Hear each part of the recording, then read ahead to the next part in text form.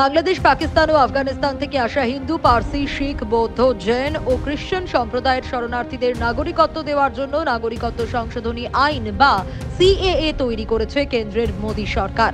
এই আইন নিয়ে প্রবল বিরোধিতার মুখে পড়েছিল কেন্দ্রীয় সরকার।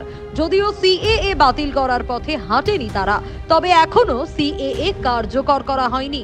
সামনেই লোকসভা নির্বাচন, এই আবহে সিএএ কার্যকর করা নিয়ে আশার বাণী শোনালেন কেন্দ্রীয় স্বরাষ্ট্র প্রতিমন্ত্রী নিশীথ প্রামাণিক। সিএনকে দেওয়া এক এক্সক্লুসিভ সাক্ষাৎকারে তিনি জানিয়েছেন, চলতি বছরেই সিএএ কার্যকর করা হবে। দেখুন, কোনো টালবাহানার এখানে কোনো বিষয় নেই।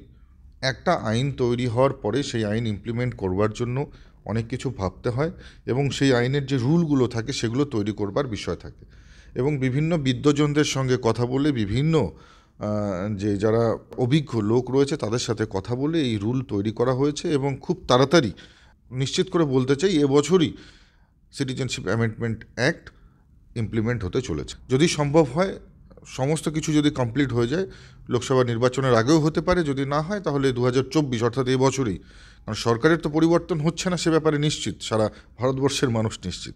তো নিশ্চিতভাবে আমরা 2024-এই ইমপ্লিমেন্ট করব। খুব বেশি সম্ভাবনা রয়েছে 2024-এর নির্বাচনের আগেই এটা ইমপ্লিমেন্ট করবার।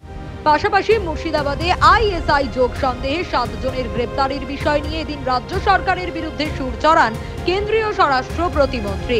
তার অভিযোগ, কোনোভাবে জঙ্গিদের হয়তো মনে হচ্ছে পশ্চিমবঙ্গ তাদের জন্য একটা সুরক্ষিত জায়গা।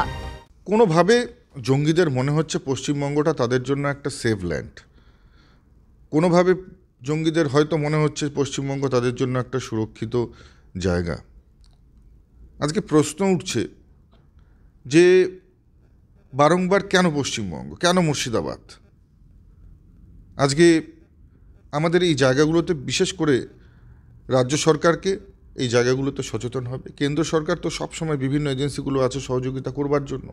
আমরা ইন্টারনাল সিকিউরিটি নিয়ে, সাধারণ মানুষের জীবন নিয়ে আমরা প্রত্যেকটা সময় চিন্তিত এবং আজকে যে ধরনের ঘটনা ঘটছে, স্বাভাবিক এটা। যদি কোনো রাজ্য সরকার চায় তাদের রাজ্যকে একেবারে সন্ত্রাসবাদীদের আতুরঘর বানিয়ে রাখতে, তাহলে তো সেটাই হবে। নিশীথ প্রামাণিকের মন্তব্য থেকেই স্পষ্ট সিএএ কার্যকর করা নিয়ে কতটা আন্তরিক কেন্দ্রের মোদী সরকার। পাশাপাশি সন্ত্রাসবাদ ইস্যুতে কেন্দ্রীয় সরকার যে কঠোর মনোভাব নিয়ে চলছে সে কথাও এদিন স্পষ্ট করেছেন তিনি। স্বভাবতই প্রশ্ন উঠছে, জঙ্গিরা কি পশ্চিমবঙ্গকে তাদের জন্য একটা সুরক্ষিত জায়গা হিসেবে মনে করছে? এর দায় কি রাজ্য প্রশাসনের নয়?